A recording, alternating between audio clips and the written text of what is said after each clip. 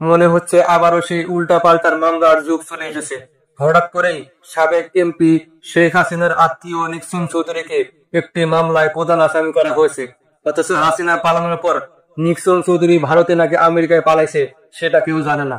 ফরিদপুরের ভাঙ্গা থানায় হামলা ভাঙচুরের ঘটনায় নিক্সন চৌধুরীকে প্রধান আসামি করা হয়েছে। মঙ্গলবার ভাঙ্গা থানার উপপরিদর্শক আসাদুজ্জামান বাদী হয়ে মামলা করেন। মামলার ২ নম্বর আসামি হামিদিয়া ইউনিয়ন পরিষদের চেয়ারম্যান খোকন মিয়া।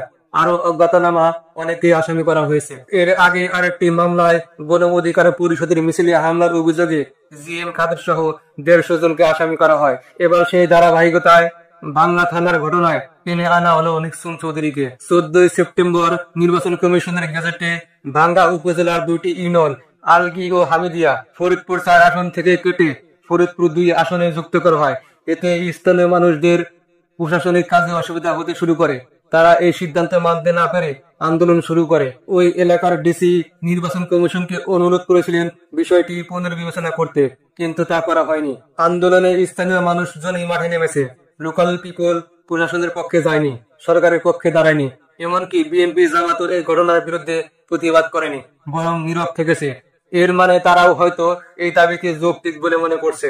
স্থানীয় লোকজনকে সাথে না রাখা, রাজনৈতিক দলগুলোকে সম্পৃক্ত না করা, মানুষের প্রকৃত চাহিদা বোঝার চেষ্টা না করা, ফলে সরকার নিজেই আক্রান্ত হয়েছে, বলা যায় ধরাশায়ী হয়েছে। এটাই সরকারের ব্যর্থতা। কেউ বলছে নিশ্চয় চৌধুরী ভারতে আছেন, কেউ বলছে আমেরিকায়, অথচ তাকে এই ঘটনায় প্রধান আসামি করা হয়েছে। হামলা ভাঙচুর অবশ্যই অনাকাঙ্ক্ষিত, কিন্তু স্থানীয় মানুষের দাবিটা কি যৌক্তিক ছিল?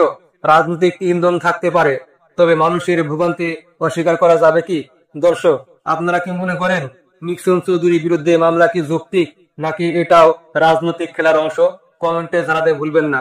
ভালো থাকবেন। আল্লাহ হাফেজ। আসসালামু আলাইকুম।